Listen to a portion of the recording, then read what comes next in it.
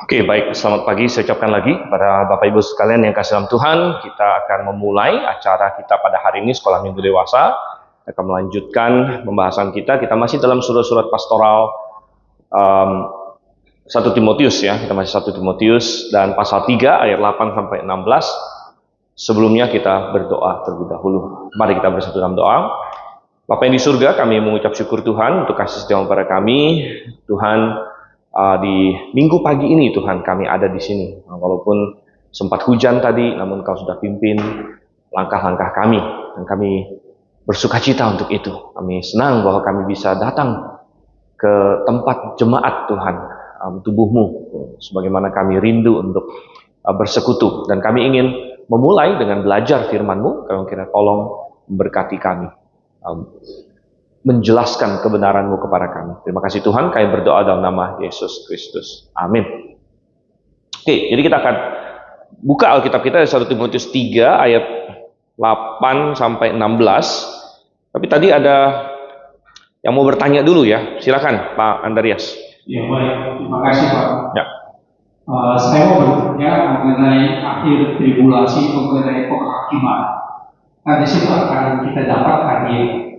Lalu yang masuk ke 1000 tahun itu apakah hadiah sudah dibawa, dan pada akhir 1000 tahun mereka akan juga ada penghakiman, bagaimana hadiah yang diterima. Terima kasih. Oke, baik. Ya, pertanyaan dari Pak Andreas ini tidak berhubungan dengan teks kita, tapi nggak apa-apa. Saya jelaskan sedikit di sini ya. Nah, sekali lagi kita harus sangat paham rencana Tuhan untuk zaman-zaman di sini ya.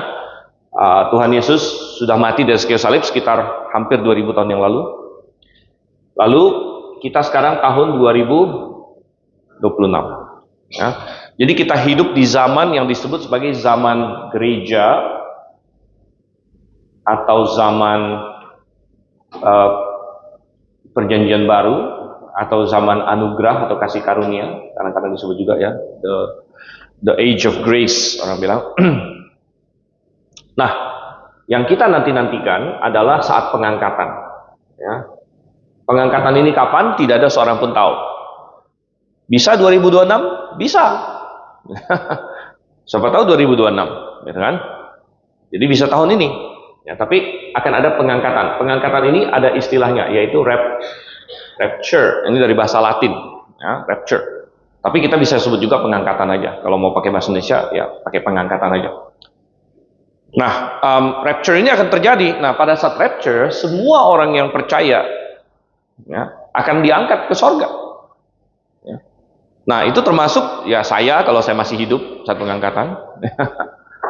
Moga-moga Bapak Ibu sekalian juga termasuk, amin ya. Amin. Jangan sampai ketinggalan ya, gitu ya. Jadi terangkat. Nah, bagi kita penghakiman kita itu nanti di sini setelah rapture Pak, bukan pada akhir tribulasi. Ini untuk kita, ya. Jadi setelah rapture tidak lama kemudian akan masuk ke masa yang disebut tribulasi. Tribulasi ini di bumi dan berlangsung 7 tahun, ya. Berlangsung 7 tahun. Sementara kita sudah di sorga. Nah, kita di sorga, salah satu hal yang akan terjadi adalah kita akan menghadapi penghakiman, yaitu disebut sebagai tahta pengadilan Kristus, atau disebut bema Kristus ya. Bema Kristus.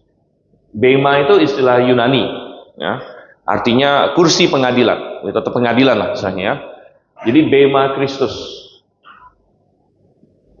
ya, bema Kristus. Nah, di situ kita dihakimi, diadili perbuatan kita, berapa banyak yang bertahan, yang digambarkan di 1 Korintus pasal 3 di situ. Bahwa pekerjaan kita akan diuji dengan api, ya. Nah, di sini kita langsung dapat hadiah di sini, ya, langsung dapat hadiah. Misalnya mahkota ya, atau apapun lah bentuk hadiah yang akan Tuhan berikan kepada kita, kita langsung dapat di sini dan kita langsung dapat tubuh kemuliaan, karena pada saat rapture ini kita dapat tubuh kemuliaan. Jadi pada saat rapture Tuhan bilang yang sudah mati akan bangkit terlebih dahulu. Jadi sudah langsung dapat tubuh kemuliaan. Baru yang masih hidup habis itu akan diangkat juga dan diubah tubuhnya menjadi tubuh kemuliaan.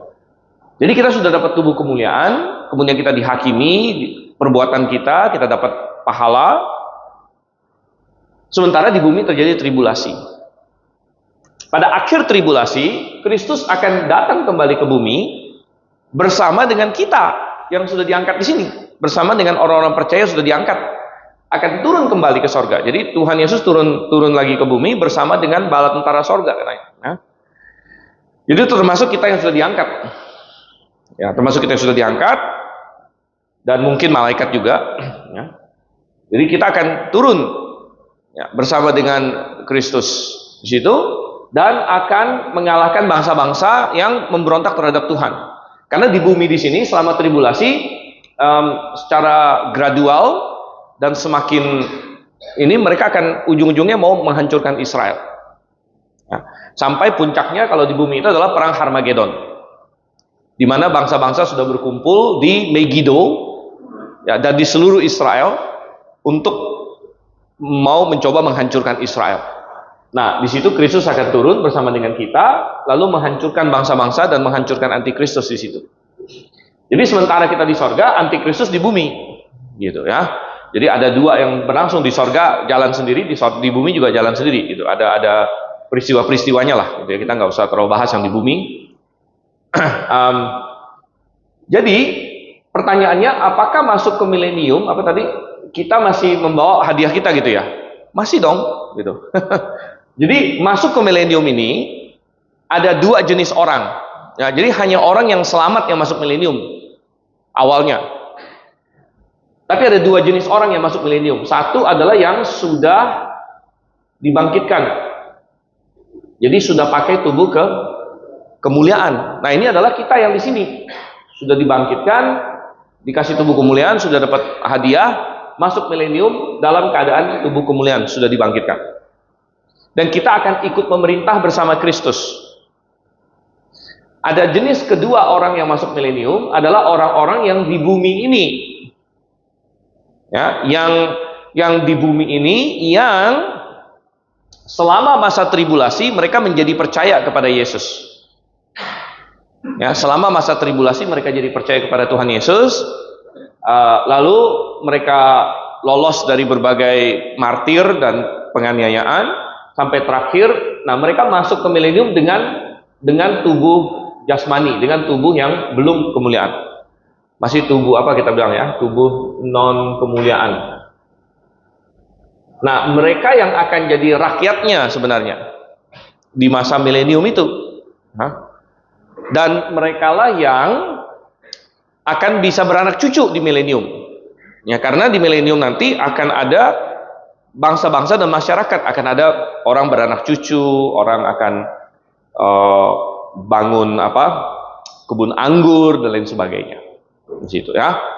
Nah, ada penghakiman nggak di sini? Ada penghakiman di sini, disebut penghakiman bangsa-bangsa yang kita baca di Matius pasal 25 ya. Penghakiman bangsa-bangsa di sini menentukan siapa masuk milenium, siapa tidak sebenarnya ya. Sorry.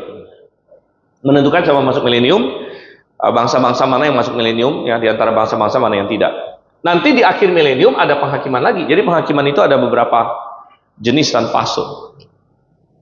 Di akhir milenium ada penghakiman lagi, ini penghakiman final, ya, untuk semua yang belum pernah dihakimi akan dihakimi di situ. Ya. Oke, sekilas seperti itu ya, Pak ya. Paham? Paham? Kenapa? Pak Paulus mau tanya. Ya.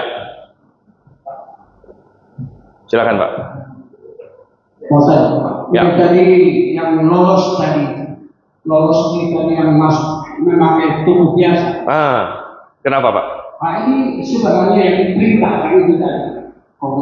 Di apa? Yang diperintahkan. Oh ya, yang jadi rakyat. Menjadi rakyat. Ya, jadi rakyat. Tapi di antara mereka juga ada yang memerintah juga. Jadi berdasarkan informasi Alkitab, sepertinya ada dua layer kepemerintahan. Ya, ada kepemerintahan yang murni orang-orang dengan tubuh non kemuliaan. Jadi kan gini, nanti di dalam milenium ini masih ada bangsa-bangsa. Bangsa-bangsa masih ada. Misalnya yang sudah pasti ada ya, Israel pasti ada. Kemudian Alkitab ada sebut Mesir ada nanti di masa milenium. Bahkan Asyur juga disebut ada di masa milenium. Ini yang disebut nih. Kalau Babel nggak ada, karena Tuhan berkata Babel akan dihancurkan selama-lamanya, nggak akan ada lagi, gitu ya. Tapi minimal 3 ini, dan ada bangsa-bangsa lain lagi. Jadi di masa milenium nanti masih ada bangsa-bangsa. Apakah Indonesia ada atau enggak? Nah, saya nggak bisa jawab. Gitu. Tapi akan ada bangsa-bangsa pada waktu itu. Gitu kan? Nah, bangsa-bangsa ini ada struktur kepemerintahannya. Misalnya mereka bisa punya raja, punya gubernur, apa segala macam. Ini struktur yang orang-orang yang tubuh non kemuliaan gitu. Tetapi mengatasi mereka, mengawasi mereka, boleh dibilang itu adalah kita yang sudah tubuh kemuliaan gitu. Ya, jadi orang-orang yang sudah dibangkitkan dengan tubuh kemuliaan akan ikut memerintah bersama dengan Kristus, dan kita akan membantu mengawasi ya bangsa-bangsa ini, begitu ya. Jadi ada semacam 2 lapis kepemerintahan di situ ya. Kepemerintahan yang biasa ada gitu kan, ada bangsa-bangsa, tapi ada orang-orang yang sudah dibangkitkan akan ikut memerintah bersama Kristus. Kira-kira begitu. Jadi pusat pemerintahannya tadi Yesus di mana? Di Yerusalem? Ya, jadi enggak. Jadi pusat pemerintahan dunia pada waktu itu ada di Yerusalem. Ya, atau Sion sebut ya. Nah, di sini Kristus akan memerintah dari sini. Ya. Dan dia akan memerintah pertama atas Israel tentunya. Karena dia duduk di atas tahta Daud, ya. Tapi dia juga akan memerintah atas seluruh dunia. Jadi Israel pada waktu itu akan menjadi semacam yang sulung dari bangsa-bangsa lah. Gitu ya, yang sulung dari bangsa-bangsa, dan Kristus akan memerintah bangsa-bangsa melalui Israel di situ juga, ya. Jadi Kristus akan memerintah secara fisik dari Yerusalem, ya. Dan ini jelas ada di banyak nabi-nabi, kita bisa buka ya di Yesaya, Yeremia, Yeskiel, tapi Yesaya paling banyak bicara tentang kerajaan milenium sebenarnya. Katanya bagaikan gada besi untuk pemerintahan itu di misi 3. Bagaimana itu istilah gada besi? Ya, artinya pemerintahan Tuhan itu akan keras. Nah, dikatakan dia akan menghancurkan memerintah bangsa-bangsa dengan gada besi ya. Ini ada 2 aspek. Satu aspek waktu dia turun pertama, dia langsung menghancurkan bangsa-bangsa yang memberontak. Itu pertama. Ya, ingat waktu Yesus turun di sini, bangsa-bangsa sedang berkumpul untuk menghancurkan Israel. Ya, nah Tuhan akan datang dan dia akan hancurkan bangsa-bangsa itu, termasuk antikristus. Jadi dalam pengertian itu dia memerintah dengan gada besi gitu kan. Jadi semua yang menentang dia akan dihancurkan. Ya. Tetapi ini juga berlaku untuk semasa milenium ini. Karena semasa milenium ini, ingat, yang pertama masuk milenium kan semua orang yang diselamatkan.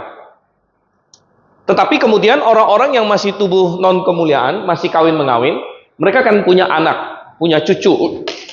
Dan ya, pada waktu itu dengan kondisi kesehatan manusia yang dipulihkan, tidak ada masalah fertilitas. Ya, manusia juga umurnya panjang-panjang, ya bahkan seumur pohon dan lain sebagainya. Jadi akan terjadi ledakan populasi. Ya, ledakan populasi, dan karena yang masuk itu relatif sedikit. Kalau kita bayangkan misalnya hari ini bumi 8 miliar katakanlah ya.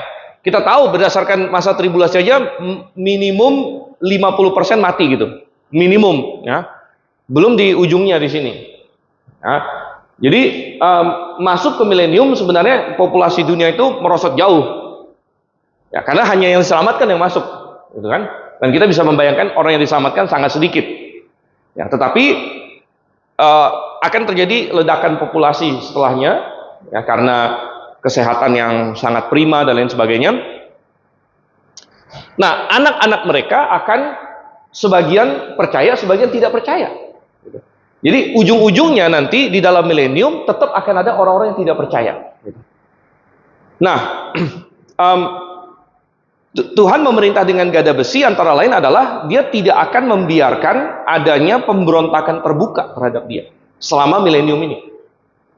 Ya, tidak ada pemberontakan terbuka terhadap Tuhan. Gitu.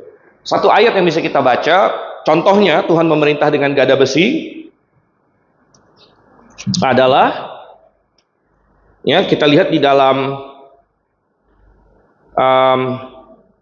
Zakaria pasal 14. Ini adalah salah satu pasal yang sangat luar biasa menyingkapkan bagi kita apa yang akan terjadi. Ya. Dan kita nggak akan baca seluruh pasal ini, tapi kita mulai ayat 1, kemudian kita lompat ya. Perhatikan ayat 1 dan 2 dulu. 1, 2, 3 lah ya. Sesungguhnya akan datang harinya bagi Tuhan ketika jarahan darimu akan dibagi-bagi di tengah-tengahmu. Ayat 2 ini bicara mengenai perang Harmagedon. Aku akan mengumpulkan segala bangsa untuk memerangi Yerusalem. Ya, bicara mengenai Harmagedon. Kota itu akan direbut, rumah-rumah akan dirampok, perempuan-perempuan akan ditiduri. Setengah dari penduduk kota itu harus pergi ke pembuangan, tetapi selebihnya dari bangsa itu tidak akan dilenyapkan dari kota itu. Nah, lalu ayat 3 bicara mengenai Tuhan datang kembali di akhir tribulasi. Kemudian Tuhan akan maju berperang melawan bangsa-bangsa itu seperti ia berperang pada hari pertempuran. Lalu ayat 4, pada waktu itu kakinya akan bertumpu di Bukit Zaitun. Dan ini bicara mengenai kedatangan kedua, ya sampai dia. Nah, ini menggenapi Yesus naik ke sorga dari Bukit Zaitun. Dan malaikat bilang sebagaimana dia naik, demikian juga dia akan turun lagi. Jadi dia akan menjejakkan kaki lagi di Bukit Zaitun di sini. Kakinya akan bertumpu di Bukit Zaitun yang terletak berhadapan dengan Yerusalem di sebelah timur. Bukit Zaitun itu akan terbelah dua dari timur ke barat sehingga terbentuk lembah yang sangat besar.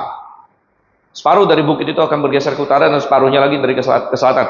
Kalau masih ingat, pas beberapa minggu yang lalu saya khotbah dari Matius 25, penghakiman bangsa-bangsa itu akan dilakukan di lembah Yosafat. Ya. Dan saya menafsirkan bahwa lembah Yosafat itu adalah lembah yang akan terbentuk dari terbelahnya Bukit Zaitun itu, seperti digambarkan di sini. Tapi kita lompat sedikit. Oke, ini bicara suatu Yesus datang ya. Coba perhatikan, lalu dia akan mendirikan kerajaannya. Lalu tadi mengenai dia memerintah dengan gada besi, dikatakan di sini di ayat yang ke 16. Ya. Ayat 16, perhatikan di sini. Masih di Zakaria 14 ini ya. Sesudah itu, semua orang yang tersisa dari antara bangsa yang telah menyerang Yerusalem. Ingat, bangsa yang menyerang Yerusalem ini kan bangsa-bangsa semua. Dan yang dihancurkan Tuhan kan? Dihancurkan Tuhan. Tapi yang tersisa berarti yang selamat. Jadi yang selamat, yang masuk ke milenium nih. Gitu kan? Nah, sesudah itu, semua orang yang tersisa dari antara bangsa yang telah menyerang Yerusalem akan datang tahun demi tahun untuk sujud menyembah Raja Tuhan semesta alam. Ya, jadi semua bangsa pada waktu itu akan datang menyembah Tuhan di Yerusalem. Yerusalem menjadi pusat pemerintahan Israel sekaligus dunia. Oke, dan untuk merayakan hari raya Pondok Daun. Jadi sekali lagi kita melihat bagaimana Israel mendominasi karena hari raya Israel menjadi hari raya dunia. Ya. Ayat 17. Tetapi jika dari antara kaum-kaum di bumi ada yang tidak datang ke Yerusalem untuk sujud menyembah Raja Tuhan semesta alam, maka atas mereka tidak akan turun hujan. Nah, ini salah satu contoh bagaimana Tuhan memerintah dengan gada besi. Ya, maksudnya kalau kamu tidak taat, langsung kena hukuman. Ya, langsung disabet istilahnya. Ya, jadi ya, ini salah satu contoh, makanya dikatakan Tuhan akan datang dengan memerintah segala besi. Yesus tidak akan mentolerir ya, selama masa milenium pemberontakan yang terbuka terhadap dia. Semua akan langsung dihukum. Nah, sehingga pada saat itu tidak ada pemberontakan terbuka, tapi manusia yang nggak percaya tentu masih memberontak dalam hati. Ya, dalam hati, cuman nggak bisa terbuka. Kita lanjut lagi di sini kan, ayat 18. Jika kaum Mesir tidak datang dan tidak menghadap, Jadi makanya saya bilang tadi, Israel pasti ada di milenium. Mesir juga ada disebut, salah satunya di sini. Ya, ada di perikop-perikop lain lagi, Mesir disebut di milenium. Asyur juga ada disebut sebenarnya. Ya. Jika kaum Mesir tidak datang dan tidak menghadap, atas mereka pun tidak akan turun hujan. Itulah tulah yang ditimpakan Tuhan atas bangsa-bangsa yang tidak datang untuk merayakan hari raya Penuh Daun. Itulah hukuman atas Mesir dan hukuman atas segala bangsa yang tidak datang untuk merayakan hari raya Penuh Daun. Oke, dan selanjutnya pokoknya intinya bahwa ada kekudusan yang Tuhan pertahankan di masa milenium di situ. Jadi bertanya bagaimana Tuhan memerintah dengan gada besi? Contohnya seperti itu. Nah, tadi saya bilang bahwa manusia yang tidak percaya Tuhan tetap memberontak dalam hatinya. Nah, tetapi mereka tidak berani keluarkan karena begitu dikeluarkan kan akan dihukum. Tuhan memerintah dengan gada besi. Nah, itulah salah satu tujuannya. Setelah milenium selesai, Tuhan mengizinkan iblis dilepas. Nah, iblis dilepaskan di situ, ya, setelah dia dikurung 1000 tahun dilepaskan, katanya untuk menyesatkan apa? Bangsa-bangsa. Sekarang pertanyaannya gini, kenapa Tuhan mau menyesatkan apa? Bangsa-bangsa gitu kan? Ngapain ini? kayaknya udah aman tentram 1000 tahun gitu kan? Kok ini si biang pembuat masalah ini dilepaskan lagi gitu?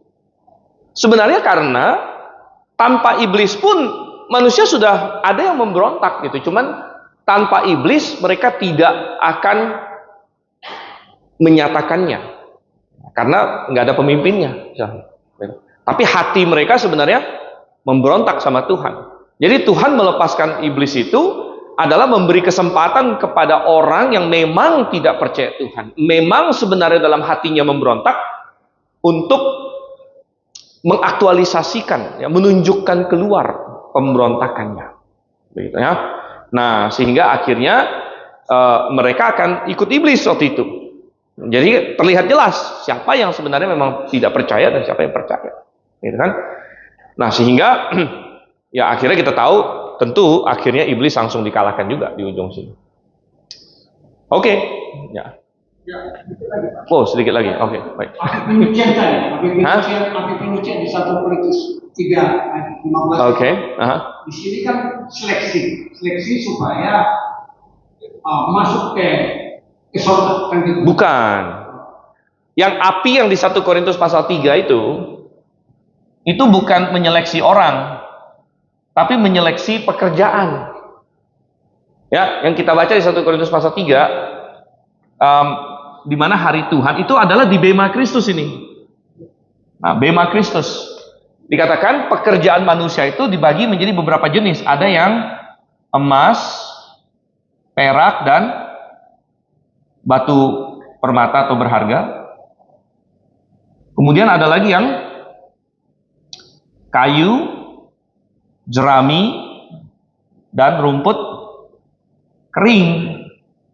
Ya, lalu kemudian katanya pekerjaan tiap orang akan diuji dengan api. Jadi yang diuji itu bukan orang, bukan manusianya, ya, tetapi pekerjaannya. Ya, pekerjaannya. Nah, karena ini bukan bicara soal masuk surga lagi. Kalau sudah di bema Kristus berarti sudah masuk surga gitu. Karena sudah diangkat. Ya. Jadi bema Kristus hanya untuk orang yang percaya, yang diselamatkan. Ya. Orang yang tidak diselamatkan dihakiminya di akhir milenium nanti. Ya. Nah, aduh, kena saya.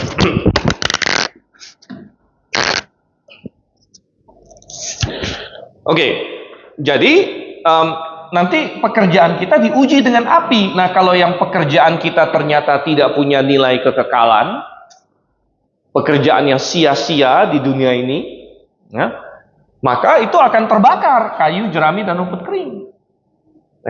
Tapi kalau pekerjaan kita adalah pekerjaan yang memiliki nilai kekekalan, ya, ingat Tuhan berkata, apapun juga yang kamu perbuat, perbuatlah untuk Tuhan. Ya. Dan kalau misalnya kita berkata, ada orang bertanya, tapi kan saya bukan pengkhotbah, saya bukan ini bukan gembala, saya bukan pengiyuh, saya bukan pengkhotbah. Mungkin hari-hari saya kerja di suatu kantor, atau saya melakukan suatu bisnis. Bagaimana? Ya, tetap itu bisa dilakukan untuk Tuhan juga. Ya, itu bisa dilakukan untuk Tuhan. Ya, dimana apapun juga yang kita lakukan untuk Tuhan. Gitu. Ya, termasuk kalau misalnya kita punya suatu pekerjaan yang ya sekuler istilahnya, gitu ya. Tapi sekuler atau enggak kan tergantung bagaimana kita dalam hati. Bagaimana kalau kita berpikir, oke, dalam pekerjaan saya akan melakukan yang terbaik untuk Tuhan. Saya akan menjadi saksi di tempat saya bekerja. Ya. Saya akan menunjukkan iman Kristen. Ya, saya akan menjadi saksi. Saya akan lakukan untuk Tuhan. Saya lakukan dengan baik. Ya, maka ada nilainya juga, begitu. Ya. Dan kita bersaksi juga, gitu. Dan kita melakukan apa dan kita bekerja, kita juga hasilnya kita pakai untuk dukung pekerjaan Tuhan. Jadi kita lakukan semua untuk Tuhan. Ya. Nah, jadi maka itu termasuk emas, perak dan batu permata. Ya. Nah, di dalam 1 Korintus pasal 3, kalau ada orang yang pekerjaannya terbakar, orangnya tetap selamat. Coba kita buka di ini, coba supaya ini ya merasa pasti gitu. Dan ini beda dengan konsep api penyuciannya Katolik, Pak. Tadi Bapak pakai istilah api penyucian gitu kan. Saya agak, jangan-jangan yang Katolik, bukan gitu ya. Ya, itu beda lagi. Itu namanya mereka sebut purgatori. Ya, purgatori yang mereka sebut api penyucian. Jadi kita biasanya nggak sebut ini api penyucian. Ya. Nah, nanti saya jelaskan bedanya. Tapi gini, coba kita buka 1 Korintus pasal 3 dulu. 1 Korintus pasal 3. Ya, perhatikan ayat 14, 15. Jika pekerjaan yang dibangun seseorang tahan uji, jadi yang diuji pekerjaannya, ingat tuh ya. Jika pekerjaan yang dibangun seseorang tahan uji, ia akan mendapat upah. Jika pekerjaannya terbakar, ia akan menderita kerugian, dia akan rugi. Tapi ia sendiri akan diselamatkan. Ya, jadi jelas di sini. Tetapi seperti dari dalam api. Ya, jadi maksudnya ya kayak orang kalau kebakaran selamat, tapi rumahnya angus lah gitu istilahnya. Pekerjaan dia habis gitu. Ya. Pekerjaan dia habis, tapi dia sendiri selamat. Ya. Nah, ini adalah yang Alkitabiah gitu, Alkitabiah. Jadi kalau konsep Katolik purgatori atau api penyucian ini beda lagi, ya, beda lagi. Jadi konsep mereka itu begini, mereka itu ada 3 tempat, ada sorga, ada purgatori, kemudian ada neraka. Nah, di Alkitab nggak ada sebut purgatori sebenarnya. Tapi di dalam konsep Katolik ada purgatori. Jadi purgatori ini tempat sementara. Jadi menurut mereka, kalau kamu diselamatkan, dan keselamatan menurut Katolik itu adalah melalui sakramen. Sakramen yang paling penting adalah baptisan. Jadi kalau kamu sudah dibaptis secara Katolik, kamu tidak akan masuk neraka. Ya. Tapi kalau kamu belum dibaptis, kamu akan masuk neraka. Ini dalam konsep Katolik. Ya. Kalau kamu belum dibaptis, kamu akan masuk neraka. Tapi kalau kamu sudah dibaptis, kamu akan masuk surga. Cuman langsung atau lewat ini aja gitu. Ya. Ada 2, bisa langsung, bisa lewat purgatori. Nah, kalau waktu kamu mati tidak ada dosa yang menggantung istilahnya, kamu bisa langsung masuk surga. Dosa menggantung itu apa maksud mereka? Jadi dosa menggantung itu adalah dosa yang belum sempat diakui ke imam mereka dan lain sebagainya. Nah, itu dosa menggantung. Ya. Nah, kalau kamu ada dosa menggantung, itu kamu akan masuk purgatori. Ya. Nah, di situ ada penderitaan sekian lama. Nah, yang dijual surat pengampunan dosa, nah yang Martin Luther protes itu, yang mereka sebut indulgence, ya, indulgensi ya, indulgence atau ini ya. Nah, itu adalah menghapuskan dosa yang menurut mereka mestinya di purgatori ini gitu. Ya, jadi mereka bisa beli indulgence untuk siapa mereka yang sudah meninggal. Sekarang saya tanya, ada kemungkinan nggak seseorang kalau mati semua dosa dia pernah diakuin kepada seorang imam gitu? Kan kecil sekali kemungkinan begitu kan? Masa semua dosa kita pernah kita akuin ke imam gitu kan? Jadi hampir semua orang Katolik itu merasa bahwa kalau mati ya saya bakal masuk apa? Purgatori. Cuma orang-orang yang udah sangat suci lah mereka anggap langsung masuk surga begitu. Nah, jadi rata-rata orang Katolik yang ngerti doktrin mereka gitu ya, itu merasa bahwa mereka akan masuk purgatori dulu. Nah, jadi kalau ada siapa kita yang kita kasihi meninggal, ini kemungkinan besar dia di purgatori sekarang gitu. Tapi rupanya zaman itu ya, mereka bikin suatu skema gitu ya, skema piramid atau apalah gitu ya. Jadi mereka bilang bahwa oke, sekarang kita bisa bikin semacam misa, doa supaya Tuhan langsung putihkan ini dosa yang harus dipurgatorikan ini supaya dia langsung masuk surga gitu. Cuman ya untuk dapat misa ini mereka doa spesial ini ya ada biayanya lah itu istilahnya. Ada biayanya. Nah, jadi ini mereka bilang oke, mereka juga sekarang ngaku ini penyalahgunaan atau segala macam. Tapi penyalahgunaan ini bisa terjadi karena memang doktrinnya udah salah gitu. Ya. Kalau doktrinnya nggak pernah salah ya nggak akan ada penyalahgunaan seperti ini, kan? Oke, tapi itu udah lain topik lagi ya. Oke, paham ya? Oh iya, memang nggak ada ayat. Kalau Katolik udah main ayat, udah bukan Katolik lagi namanya, gitu kan? Jadi biasanya Katolik itu akan lari kepada argumen tidak perlu ayat karena gereja di atas Alkitab nanti ujung-ujungnya, gitu ya. Tapi itu Pak, ada sedikit masalah Deuteronomi tadi, mereka ngambil dari sana. Ya. Tobit sama Talmud, dan apakah ini sebenarnya kitab yang dikanon ini menurut mereka itu dikanon juga dalam dialog kedua sebelum Masehi.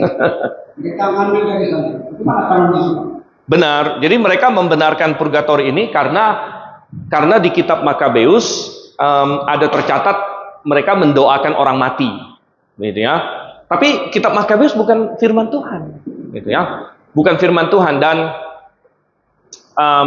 kitab-kitab yang mereka sebut Deuterokanonika, kita sebut apokripa itu adalah kitab-kitab yang sudah beredar sebelum Tuhan Yesus.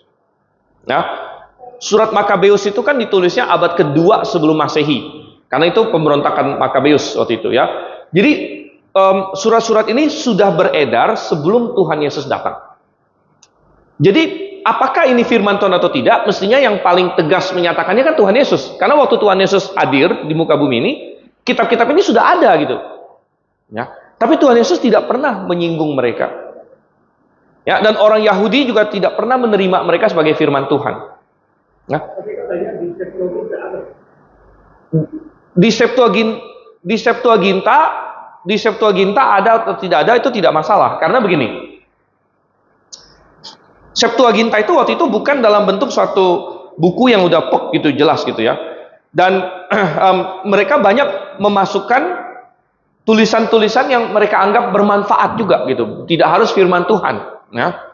Mereka masukkan ke situ. Jadi kita bilang bahwa Tuhan Yesus tidak pernah, standar kita kan Tuhan Yesus. Tuhan Yesus hanya menyebut Tanak, Torah, kitab Taurat, kitab Nabi-Nabi, dan tulisan suci yaitu Mazmur. Ya. Jadi Tuhan Yesus hanya menyebut 3 pembagian yang ada di dalam Tauratnya, adalah di dalam PL-nya orang Yahudi, gitu. Ya. Dan sebenarnya kalau kita baca, bahkan surat Makabeus sendiri tidak mengklaim firman Tuhan. Gitu. Kalau kita baca surat Makabeus, mereka di situ bilang bahwa penulisnya menyadari bahwa tulisan dia itu ada salahnya segala macam. Gitu. Jadi penulisnya sendiri tidak mengklaim itu firman Tuhan bahkan. Ya. Nah ini yang lucunya, gitu kan? Tapi mereka tidak mau memahami itu, gitu.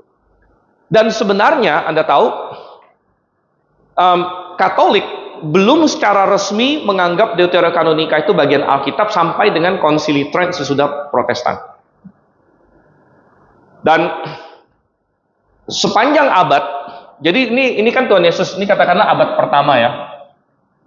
Abad 1 ya. Kemudian Konsili Trent itu tahun abad 16. Selama abad-abad di sini ya, yang Katolik kan mulai jaya mulai dari abad kelima kan. Abad kelima Katolik mulai jaya. Mereka tidak pernah secara resmi mengatakan Deuterokanonika itu bagian dari Alkitab. Di Katolik sendiri ada perdebatan. Ya. Contohnya, dua tokoh besar Katolik, satu Augustine, dua Jerome. Dua ini bertentangan nih. Augustine percaya Deuterokanonika bagian dari Alkitab, Jerome bilang bukan. Nah, Jerome ini adalah orang yang menerjemahkan Alkitab Vulgate bahkan. Alkitab resminya Katolik, Vulgate itu terjemahannya Jerome ini. Dan Jerome bilang Deuterokanonika bukan bagian dari Alkitab. Ya. Jadi dua ini aja bertentangan. Jadi selama abad-abad ini sebenarnya tidak pernah dibikin suatu posisi resmi Katolik gimana gitu. Karena di Katolik sendiri ada perdebatan. Pemicunya adalah Protestan. Begitu kaum Protestan muncul, Luther, Calvin dan lain sebagainya, dan mereka bilang sola scriptura dan kita hanya terima 66 kitab, Katolik langsung bereaksi, enggak, kita juga bikin pasti bahwa punya kita itu nambah Deuterokanonika. Jadi barulah Deuterokanonika sebenarnya dikanonkan istilahnya ya, diakui secara resmi oleh gereja Katolik. Ini adalah bagian dari firman Tuhan. Itu sebenarnya di Konsili Trent namanya. Ya, Konsili Trent yang meresponi Protestanisme. Ya, jadi sebelum itu memang Katolik pegang, tapi pegangnya itu nggak resmi. Pegang Deuterokanonika tapi tidak resmi, artinya ada perdebatan di antara mereka dan lain sebagainya. Dan itu baru dikokohkan di Konsili Trent sebenarnya. Gitu ya. Oke, jadi ya, jadi kita nggak jadi ngomongin diaken gitu ya, karena ini tapi ada banyak pertanyaan, nggak apa-apa. Ya, karena ini ada lagi ya mau tanya, satu lagi lah. Ya, pakai ini Pak, pakai mic aja. Waktu hari ini sudah dihormatkan dengan bangsa-bangsa ini, pengadilan bangsa-bangsa. Ya, pengadilan bangsa-bangsa. Masuk ke zaman 1000 tahun. Ya.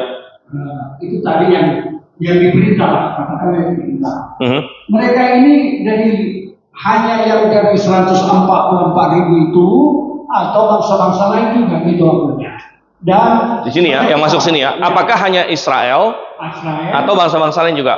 Bangsa-bangsa lain juga. Tadi sudah jelasin. Ya. Berarti ada yang seperti orang-orang teologi lain mengatakan ini semuanya bukan literal, ini semua adalah figuratif. Figuratif, ya. Jadi bagaimana?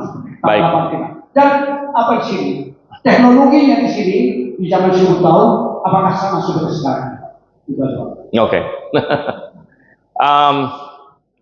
Oke, ada beberapa pertanyaan. Apakah cuma Israel yang masuk atau bangsa-bangsa? Tadi sudah kita jawab, bangsa-bangsa ya semuanya. Dan salah satu alasan kenapa harus ada bangsa-bangsa yang masuk, kalau nggak ada bangsa-bangsa lain yang masuk, cuma Israel, ya berarti cuma Israel dong di sini kan, nggak ada bangsa-bangsa lain lagi ya. Tapi tadi kita baca ada Mesir disebut, ada Asyur disebut, dan banyak bangsa disebut. Makanya tapi kita nggak tahu Indonesia ada atau nggak gitu ya. Atau Indonesia udah pecah-pecah atau gimana? Kita nggak tahu. Karena di akhir tribulasi semua pulau akan hilang katanya. Nah, yang itu berbahaya karena Indonesia adalah negara kepulauan, gitu kan. Nah, karena semua pulau akan hilang. Oke, nah, tadi pertanyaan kedua adalah apa tadi? Bukan sebelum itu. Apa pertanyaan kedua tadi, Pak? Bapak sendiri lupa. Tadi ketiga, teknologi ketiga. Mereka lolos itu kan, lolos dari mana apanya, tapi ini sudah tadi kan sudah diberikan apa ini pengadilan bangsa-bangsa tadi kan, artinya mereka lolos masuk orang percaya kan? Ya, mereka orang percaya, mereka masuk. Ya. Cuman kenapa bisa ada orang yang tidak percaya? Selanjutnya adalah pasti anak cucu mereka, gitu ya.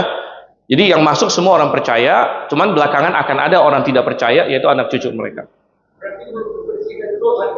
Belum apa? Mereka lolos tadi Pak. Artinya memang itu hukumnya. Tetapi apa dosa dalam hati kan tidak. Berarti sudah Kenapa muncul lagi itu dosa lagi setelah di Yang berdosa itu yang masih tubuh non kemuliaan. Yang tubuh kemuliaan udah nggak berdosa lagi. oh yang non kemuliaan, yang masih tubuh jasmani. yang pakai tubuh jasmani masih ada dosa. Ya sebenarnya kalau bilang jasmani agak ini ya, karena yang kemuliaan juga jasmani sebenarnya. Artinya dalam artian tubuh kemuliaan pun bisa dipegang gitu ya. Jadi saya mau hati-hati, bukan jasmani juga. Yang non kemuliaan lah intinya, gitu kan? Karena saya ingin berkata begitu karena yang tubuh kemuliaan juga ada aspek jasmaninya gitu. Makanya Tuhan Yesus bisa dipegang, ya, dan nanti jadi tubuh kemuliaan dan tubuh non kemuliaan lah istilahnya ya. Dan ya, jadi yang masih berdosa adalah yang masih pakai tubuh non kemuliaan, yang masih bisa. Sama seperti kita hari ini sudah diselamatkan, kita masih bisa berdosa nggak? Masih bisa juga, gitu kan? Oh cuman tadi pertanyaannya gimana ya? Oke. Nah, jadi begitu masuk ke milenium, ya, Roh Kudus akan dicurahkan lagi, ya, dan orang-orang yang percaya akan punya Roh Kudus. Lalu kalau sedikit mengenai teknologi, apakah teknologinya akan seperti sekarang? Bahkan mungkin lebih baik, ya, bahkan mungkin lebih baik. Cuman ada perbedaan, Pak. Salah satunya adalah Alkitab menggambarkan bahwa semua alat perang akan diubah menjadi hal-hal yang ya produktif, ya. Dan ini yang mau dicoba. Salah satu yang dikutip kalau kita pergi ke markas PBB di New York, mereka di situ ada kutip satu ayat Alkitab, yaitu di Yesaya.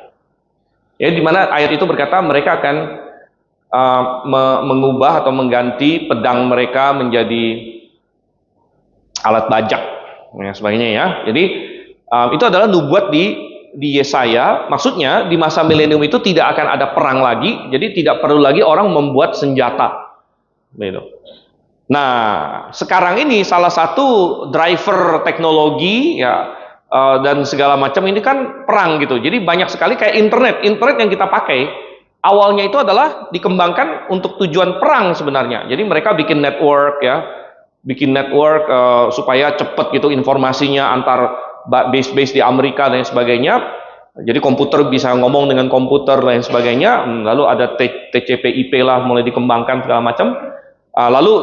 Itu lalu dikaitkan lagi dengan universitas juga ada riset segala macam. Nah akhirnya lama-lama berkembang menjadi internet, gitu kan?